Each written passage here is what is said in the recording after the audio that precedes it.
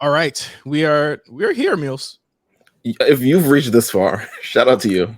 Yeah, we're here. I think it only fitting that we kind of leave these last three matches to ourselves because these are kind of the big money matches, and in a lot of ways, like I would have never expected Finn Balor to be in this position a year ago, where we were Mm, talking about him in a major marquee match with a mm. major marquee person. Because last year Finn Balor was, to say the least, he was floundering. I think in a lot of ways, and I Yeah, even with the Judgment Day, we were, a lot of people were unsure, and then there was started to be momentum behind him in terms of him being an actual heel, him becoming a leader of a heel stable on that brand, and in a lot of ways, it working. And I think a lot of that is a testament to how hard Rhea Ripley has worked, and we talked about her earlier.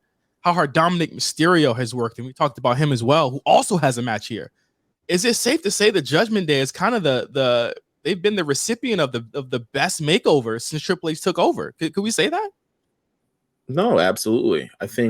Once I think what it was intended to be, and this is kind of like what leads into WrestleMania, right? Because the genesis of Judgment Day starts at WrestleMania last year. Starts with Damian Priest aligning himself with Edge, and then a pay-per-view or two later is Rhea Ripley, and then Finn, while feuding with Finn Balor and AJ Styles. So Finn Balor is in the orbit of this. Um, Once in probably one of the most shocking moments, it was definitely one of our top 20 moments of the year last year. Finn Balor pretty much aligning with the rest of Judgment Day to turn on Edge, Edge going back to his normal self. It took the group from what it was, I guess, supposed to be, which was, thankfully, it's not this like spooky, Yeah. wicked, devilish, multi-powered thing, which I think is what Edge initially refused, which is why he stepped back from it entirely. Um, and the group kind of made it a lot more of themselves because realistically, as much as the demon is part of Finn, I think that's a character he does not want to define him ultimately in his career, especially at WWE. He seems to be Um, having more fun in this role, just like he seemed to be having fun in NXT as the big boss role, the final boss role in NXT when he was there during the pandemic. And I think that when you look at this Edge match and you look at this Edge feud, it's been going on for better parts of damn near a year at this point. yeah. There's a lot of feuds on this card that have been going on for a really long time, and I think that's another cool thing about this WrestleMania. But you look at this match, you look at the timing of the Demon coming back, the timing of Edge going back to this Brood character. It almost feels like it was something that we never knew that we needed. And now I'm kind of like, yo, I actually did want to see this. And the thing is like you had to make Finn important and look important for this to make sense. And so we now have this Hell in a Cell match. We don't know at this time of this recording, we do not know what night it's supposed to be. But I think that on any night, my concern, Meelz, is that with all Edge big matches, Seth Rollins notwithstanding, because I feel like Seth largely kind of controlled and shepherded those matches to be what they were. Edge Mhm. overthinks. I think he overthinks. I agree. I don't think it's going to be. I don't think we're going to get that in this case. Um, Considering this man has done many Hell in a Cell matches at this point. Um, he's kind of like, and also, have you heard the rumors that the cell won't be red for this event Be anymore? black. Yeah, it's gonna be black. Uh, I like the red Hell in a Cell. I get Yeah, it, but I liked it. y'all hated it in the beginning, and now y'all it go back to black. I thought it was cool. I thought it was like when you think intensity, like that's a red is an intense color, and I think that's what you're supposed to spark in from the Hell in a Cell match itself. I Um, think I think the idea is that if it clashes with the set, it's gonna look weird later on. right. So I think if I think when we see the set, I'm pretty sure the set is going to be offset all black and gold from what the logo is. The red Right. will be a definite clash. So I get the thinking there if it is going to be black. But I do think that I think considering this is the end, the culmination of this all, um, this is the biggest. I would say this is the biggest main roster match of Finn Balor's career at this point. Wouldn't you say? Like Yeah, big match WrestleMania, Hell in a Cell at WrestleMania. We haven't seen a Hell in a Cell at WrestleMania since they had Shawn Michaels, Triple H, and Undertaker put on that drama, that Broadway play, boy. That's didn't we rewatch that a couple years ago? Absolutely did. We absolutely did. We need to do it again because we didn't have the technology that we have now. But I'm looking forward to this because I feel like Finn deserves this moment. Edge is my favorite. Blocked, whatever, doesn't matter. He's still my favorite. And this is the perfect way to kind of end this feud and kind of like, I wish there was. No, actually, I don't know if there needs to be any more stipulation. Like this is that Edge retires if he loses kind of deal. I think as it stands, this seems to be the blow off of everything.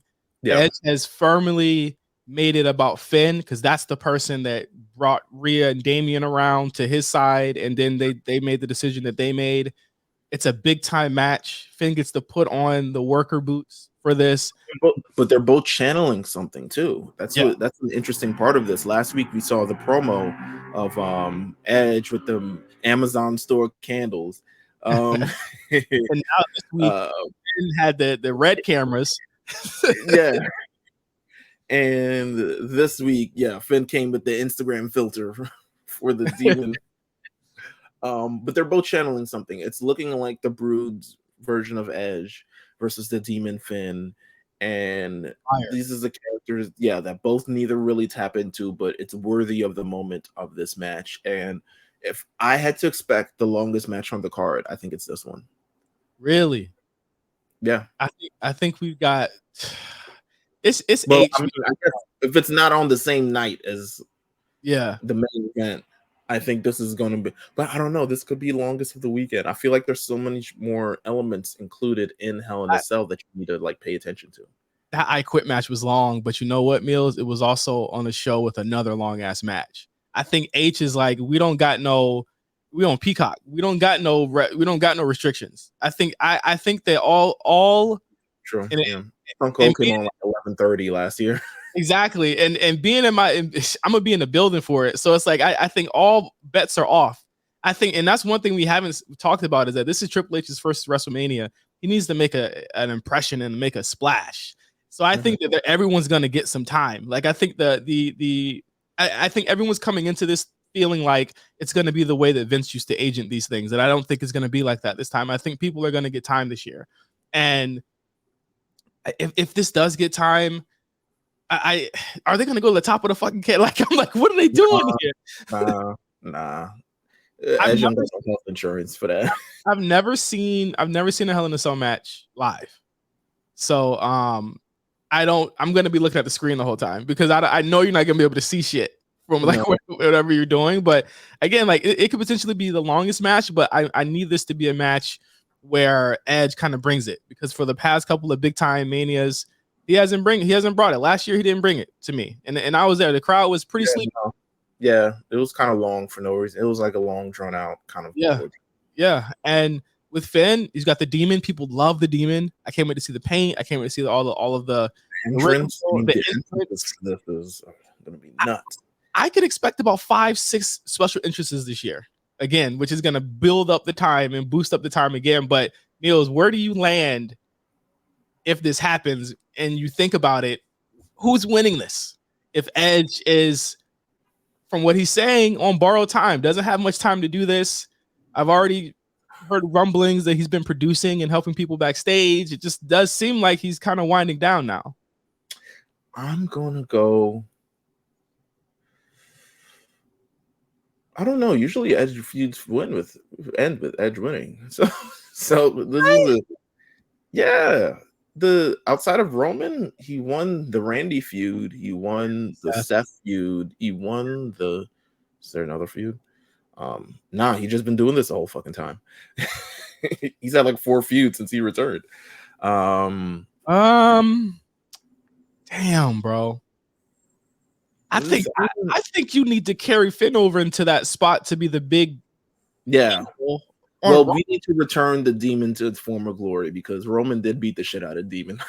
Yeah. Yeah. That was so whack. I was like, why you made this man act a fool?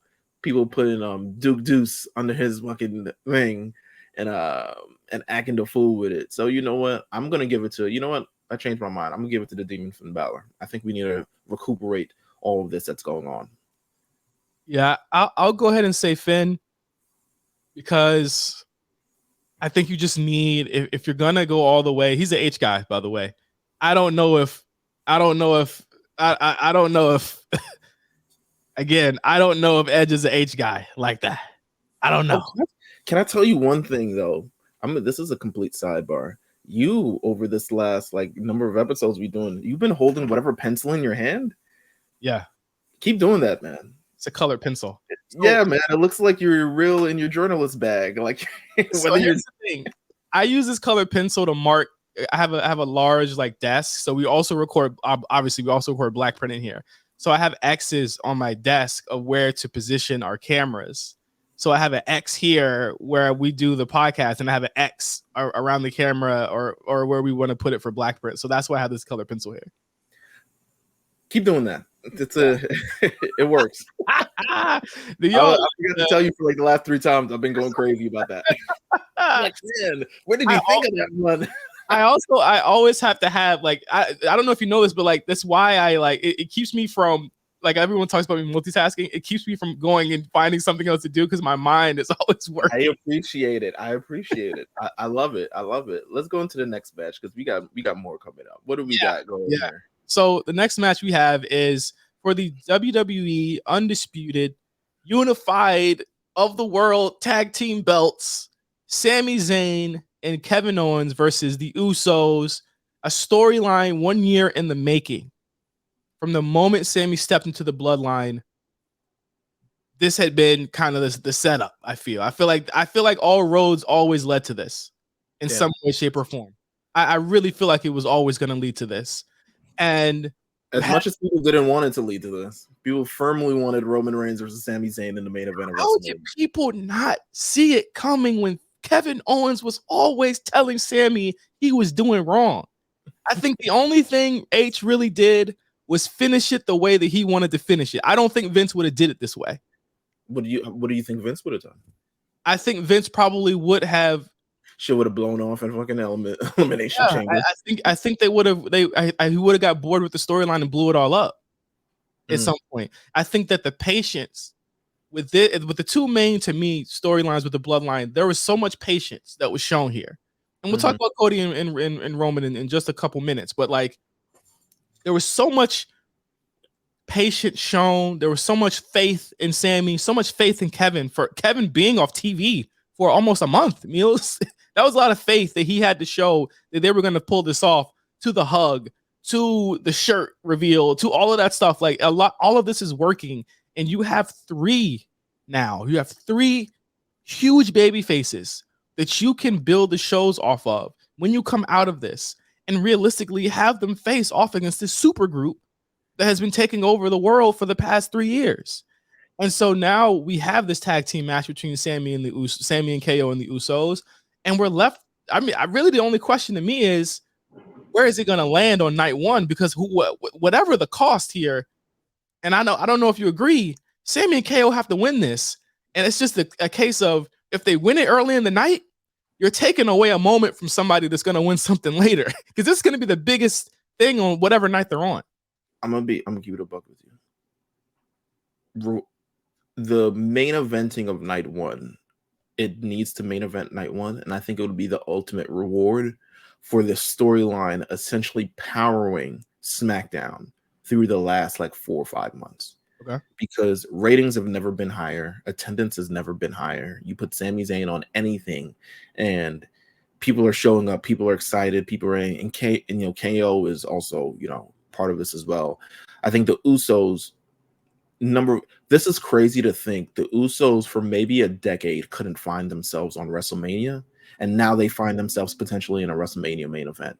You know how awesome that is? You know how patience that is as a superstar? We see so many times people want to run off because they feel like they're not getting the opportunity that they're due, or they're not, receiving anything, but they kind of like waited it out. and now they're potentially in line for a WrestleMania main event. Also, another neat statistics from this is the 4th time that Kevin Owens and Sami Zayn has been associated with each other at WrestleMania. Wow. Their first WrestleMania 32, they were both in an Intercontinental title ladder match. Facing off, yeah. 34, they welcomed Daniel Bryan back and Shane McMahon in a tag team match, maybe a prelude to this. 37, they featured, wow, this is kind of actually goes every other WrestleMania. This is kind of nuts. They always end up being on the same show somehow. They always end up being on the same show. Right. And 37, Kevin Owens versus Sami Zayn, Logan Paul involved, the genesis of Logan Paul. And now we had, Kevin Owens, Sami Zayn versus the Usos, undisputed WWE Tag Team Championship. I just want them to be an opportunity where I feel like Sami Zayn also has the opportunity to save Jey Uso in a sense. Like, at least continue to play that, because post this angle, we know where it's kind of going. Yeah. Like the fall of the bloodline, I guess, really moves into motion post WrestleMania, but it's begun already. Right. And I think this is a major way to kick it off. And to be honest with you, this is a story worthy enough. If I see the Usos win again, I'm going to be kind of tight, to be honest with you. Right. They do not need to win this match. The tag titles, they've done it. And I'm going to get to this with Roman too. It was fun. I had a blast. I have never been more, and I'm sure you agree, Meelz, I have never been more sad, happy, angry, confused. I've never been, the roller coaster of emotions have fulfilled me for the past 3 years with this storyline and this group. NWO won't even pop in this long. Let's just be clear. DX won't even pop in this long. They just wasn't, especially in the same iteration. They wasn't popping this long. Holding the Hogan. I mean, as much as Hogan held, all authority anyway, never held the title this long. There was no Kevin Nash and Scott Hall holding the titles for this long, and maybe that's to their detriment. Maybe they aren't the bloodline. You know what I'm saying? Maybe the bloodline is just different, but this is a real opportunity, I think, to kind of like close the chapter on the story, add another chapter to the Kevin Owens and Sami Zayn story, which has been, I guess, over the last number of years, I think it's WWE's longest running storyline alongside of whatever Roman and Brock is. But it's definitely their longest running storyline that is worthy enough to continue to have these ups and downs and really tell these stories as they go through their career. So Kevin Owens and Sami Zayn, sorry, one more thing. Kevin Owens and Sami Zayn re-signed last year. You know what I'm saying? And they had major moments at last year's WrestleMania that's worthy of, like, we should position ourselves around these two guys. And I think this is the payoff at WrestleMania 39 if you give them these undisputed tag team championships. I'm not sure what it'll mean to them. A lot. But I know it'll mean a lot in the future for WWE moving forward with this actual tag team division. In the name of progression, I'm picking Usos and Sami Zayn. No, sorry, Kevin Owens and Sami Zayn. I was about to say, damn, everybody wins. Mark about to be mad as shit. No, I absolutely agree. I think that this division needs to get opened up again. I think that we talked about the tag teams. Like there's so many tag teams that are actually tag teams now on this division. And it's time to open it back up. The Usos beat everybody. And I'm going to get to that point in a second, but I want to talk about the way the cards are built out right now, because I think it's interesting, and I want to see what you think about it. So for night one, we have 6 matches already announced. So we have the 6-woman tag, Brock and Omos, Austin Theory and Cena, Rollins and Paul, and both women's championship matches are scheduled for night one right now. Get the hell out of here. Shut the front door. So what I think now, you can end the night on both those women's championship matches.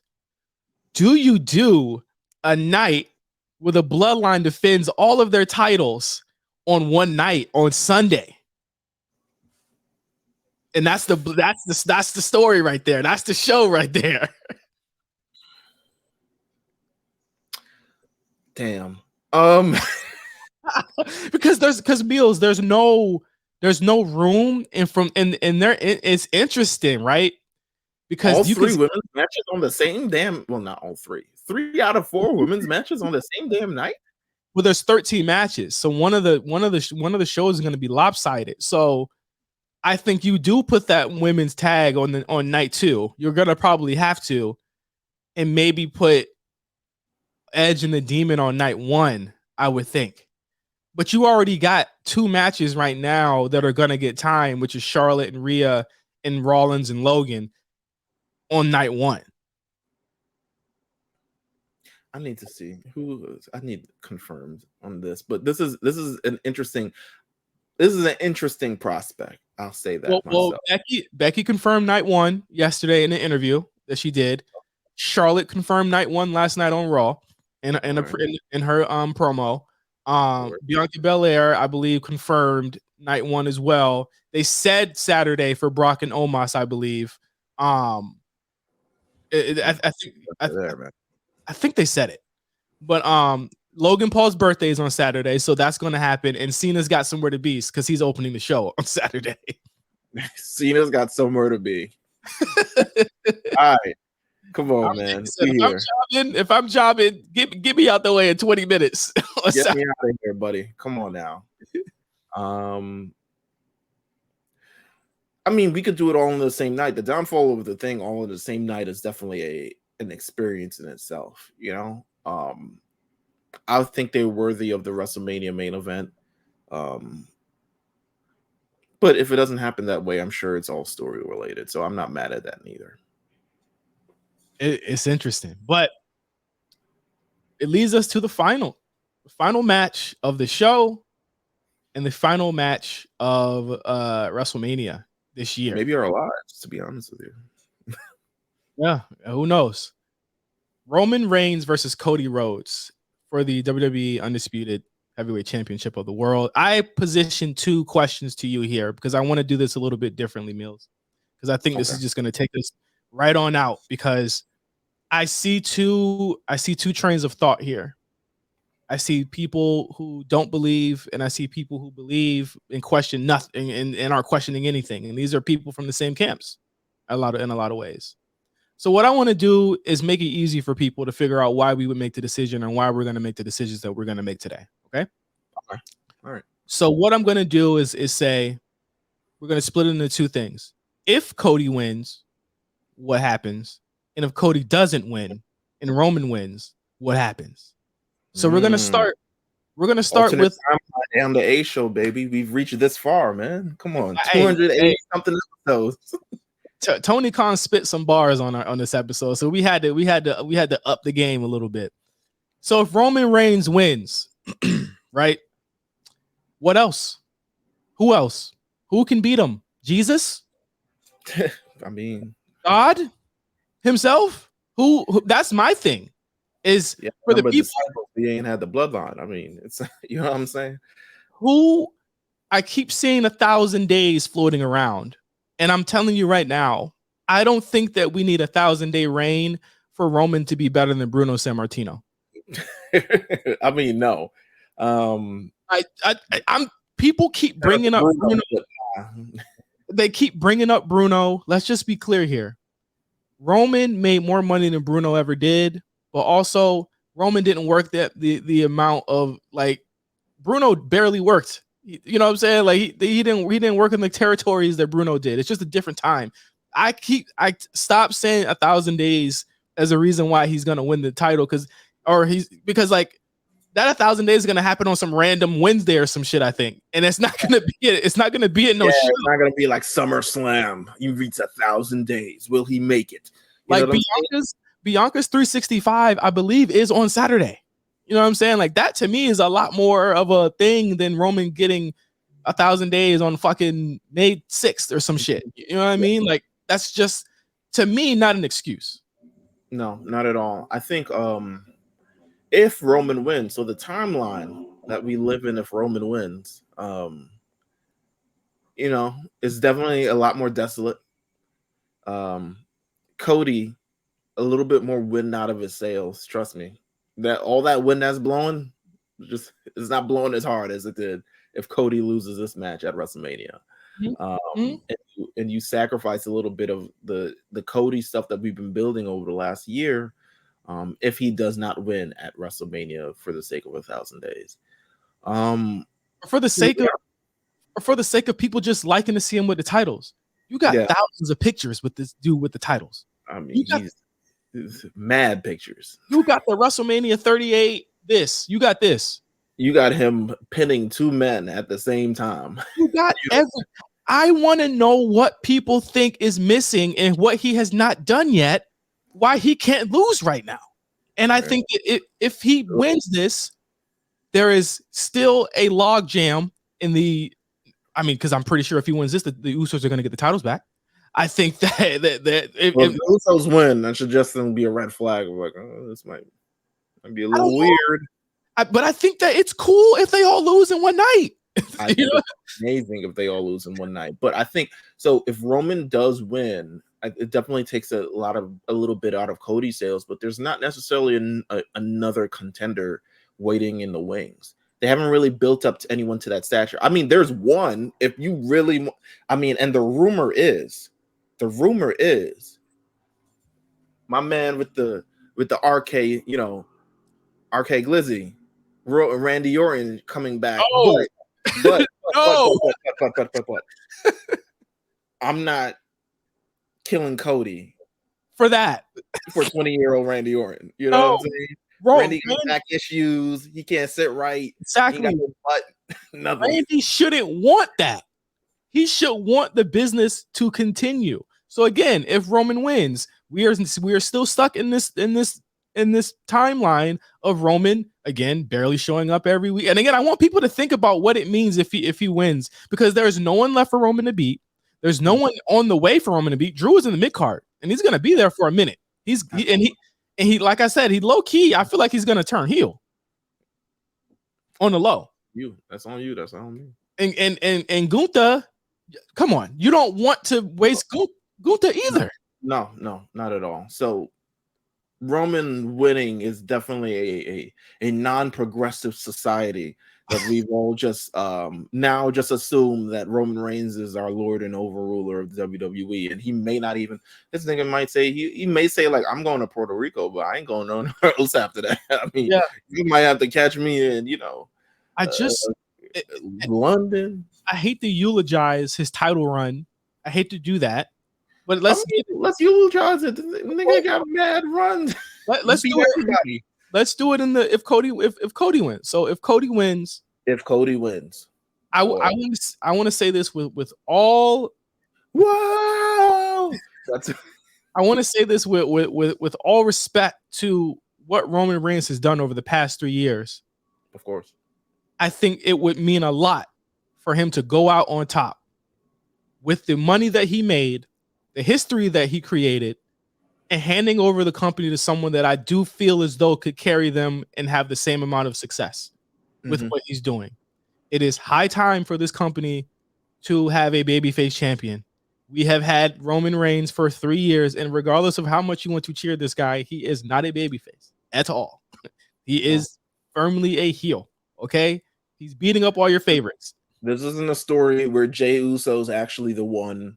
No, I don't want it. I don't want it. I want something interesting. I want something cool. You don't have Cody beat Solo if you're not stamping him and saying, okay, this is someone that y'all need to watch out for in a way that Drew couldn't do it, in a way that Daniel Bryan and Edge couldn't do it, in a way that not even Brock Lesnar could have did it in the amount of times that they wrestled each other over the past decade.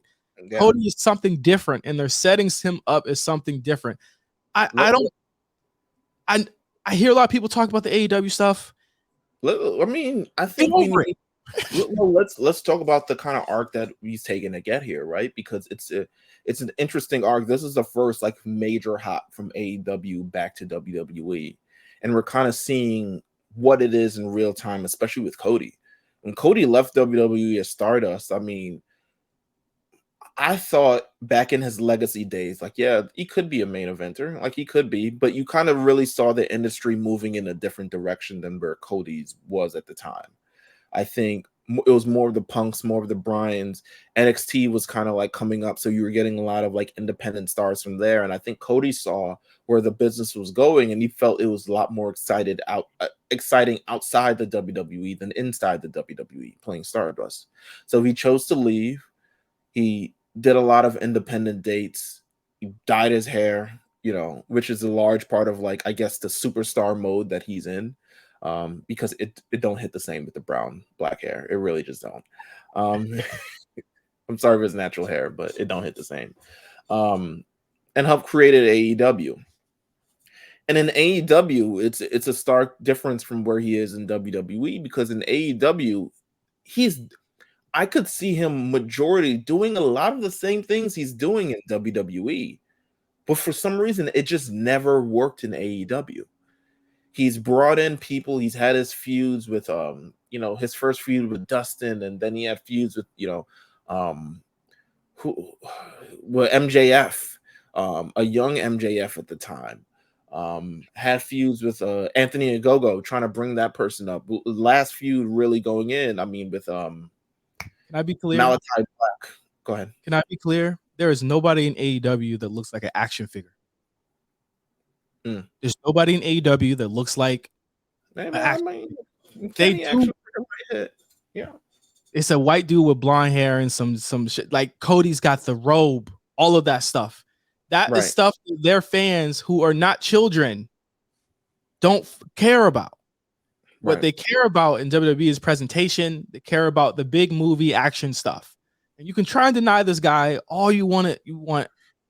Well, in AEW, just it didn't work, and people were denying him, even us to an extent, right? Because it seemed so. Go ahead. I could not have imagined last year. I was sitting there, and I felt the fucking ground shake when he came back, and I said, people really fuck with him. Yeah. And then I saw that match, and it wasn't 3 stars.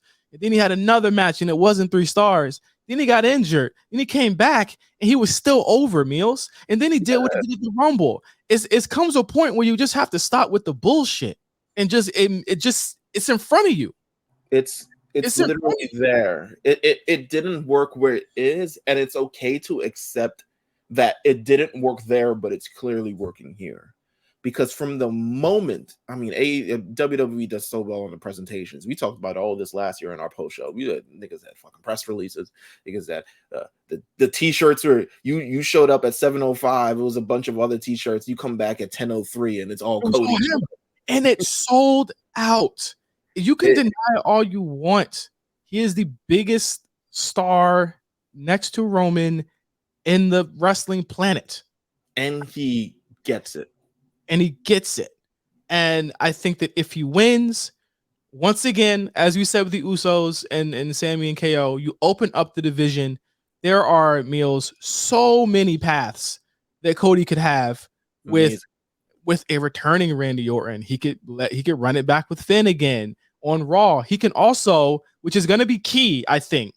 There are very few people that are going to want to work both shows like this man will. Cody will work both shows. And to be honest, judging from not only his AEW run with this run, he'll work with anybody. Yeah. The man's wrestling Ludwig Kaiser on SmackDown, wrestling LA Knight on Raw. Yeah. He's wrestling Austin Theory a number of weeks ago. He's wrestling. He will wrestle anyone because if he sees potential in them, he'll want to use his star power to lend it to them. And I think that's a great mark for a champion in WWE. And not that Roman won't do it, but at this point in his career, he doesn't have to do it anymore. Yeah. He doesn't have to. The anomaly of Roman Reigns' run now is that random Montez Ford match on SmackDown. Where it was like, God damn, he did face Montez Ford on SmackDown. That's nuts. With Cody, you getting that every week. Right. And he faced Montez Ford the night after WrestleMania. And he isn't complete. And the thing is that Cody comes back to this company a complete character. And I think that as far as the match goes, I think we're in for something very generational here. I think that these two are going to put something on. Again, you've got the brain power of Triple H. You got the brain power of Michael Hayes. You got the brain power of Paul Heyman. Let's just be clear. And you got the brain power of Cody Rhodes and Roman Reigns. who are down for this shit and built for this shit. It's not going to end in a way that's not satisfying for people. Absolutely. But I feel like it has to end. And I think that they all know it has to end.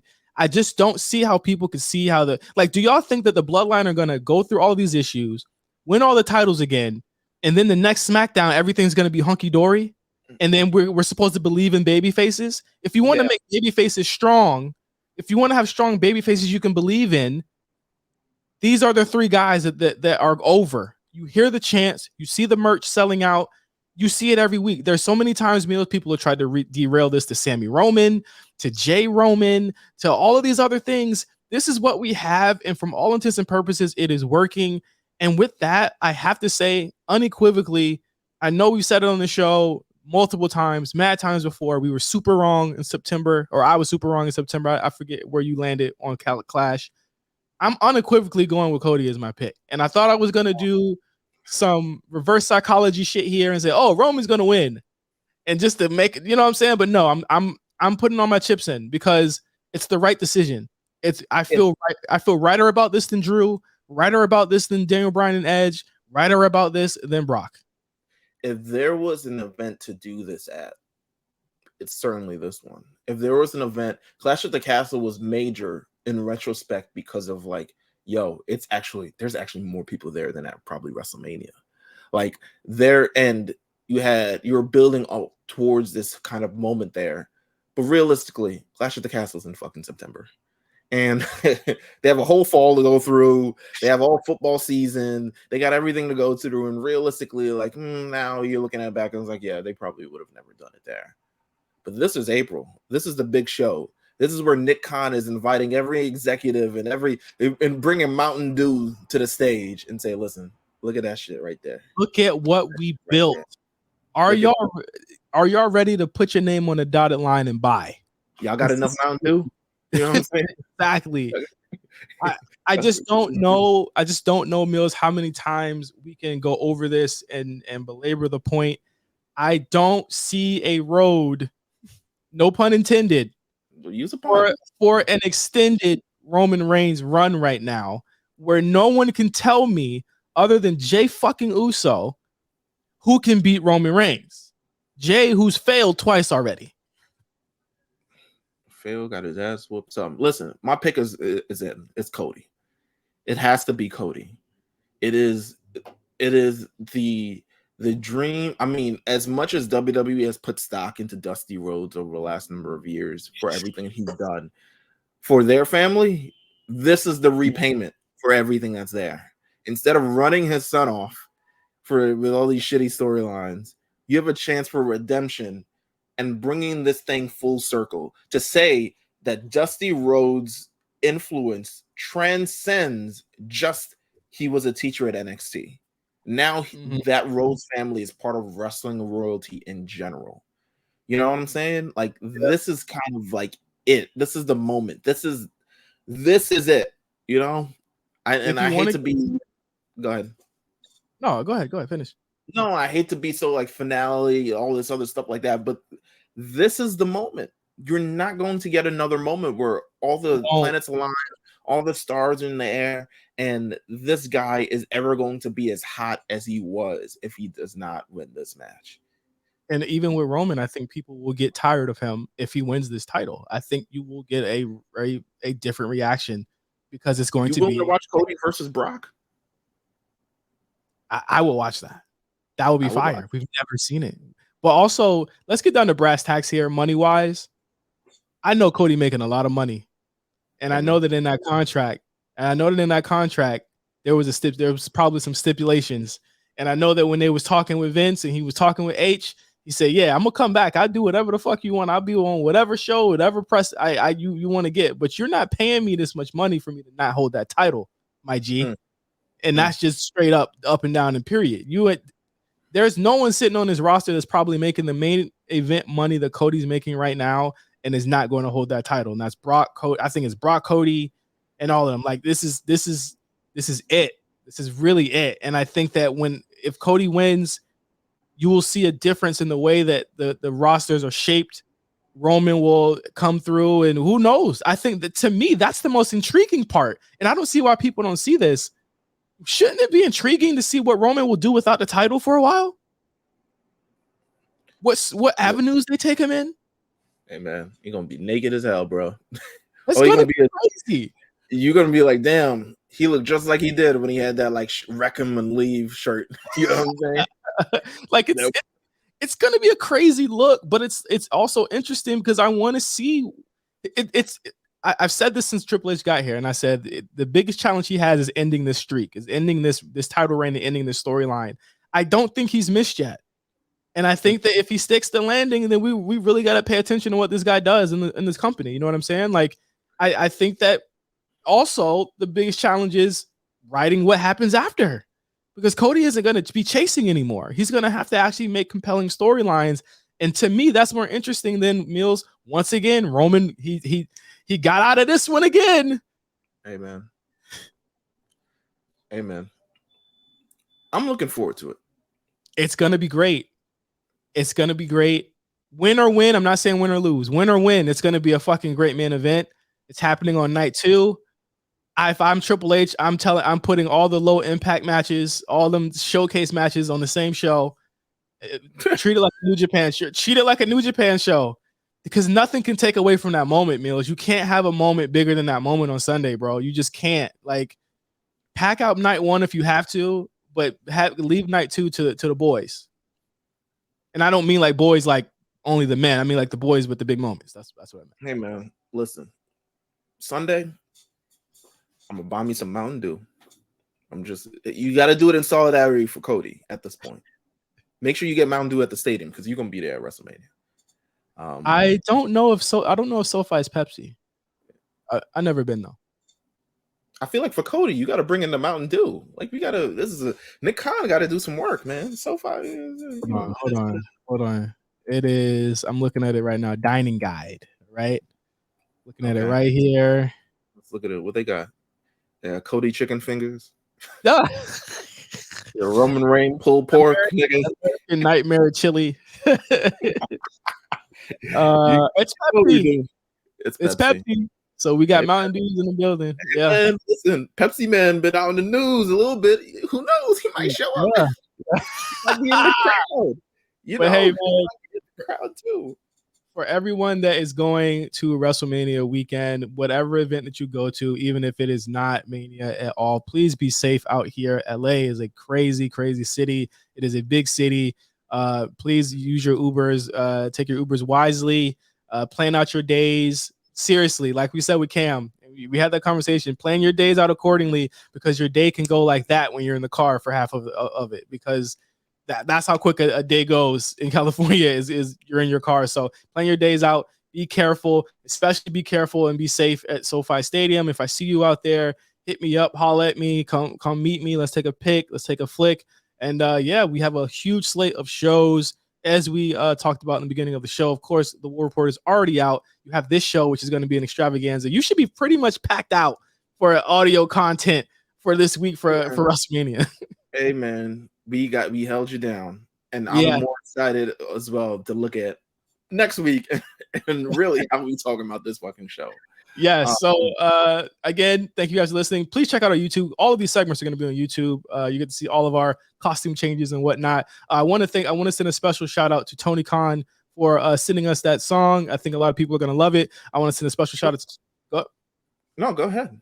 Special shout out to Cam. Probably. Thank you so much for doing the show. Bansky, thank you so much for doing the show. 2 guests we've always wanted on here. Special shout out to the wrestling club, man. Yeah. Remember months ago, we pointed to that WrestleMania sign and said, y'all going there. You know what I'm saying? Yeah. And look, this weekend, they're going to be there. It's because of Black wrestling, because of the Black announce table. So shout out to us, Black, the Black Pod Connect, Victor Perry, and all the other stuff. Make sure you guys check them out at WrestleMania and go have a good ass time, bro. Like, have a great time. Like, my weekend is cleared. I'm not doing anything. Don't ask me to do anything. I'm not doing it. You got stand and deliver in the middle of the fucking morning, and you got WrestleMania at the middle of the fucking night. Deliver, and then we probably gonna eat, and then we gotta go straight to go meet up with Plus and Mark. Then we gotta Uber to SoFi, and we're there for the whole day till about 8:39. Then we gotta do it all over again. I'm like, bro, I don't know how I'm doing this again, but 2 Manias in a row, I'm tapped out for the next 2. Like, I can't do it for the next 2. I don't blame you. I don't blame you. But listen, have a great time. Enjoy WrestleMania. Enjoy wrestling this week. And yeah, take us home, J5. All right. Thank you guys for listening to the A Show WrestleMania Prediction Party. Until next time, guys, for Meelz, my pencil, and myself, see you next week. I don't know what's going to happen next week. That's the best part about it. We have no clue about what's going to happen next week, but we know that we're going to be here for you guys for all the latest and greatest in pro wrestling news, rumors, matches, all of that stuff. Thank you guys for being here for us. Thank you so much for supporting us this whole year, and we'll see you next week on the A Show.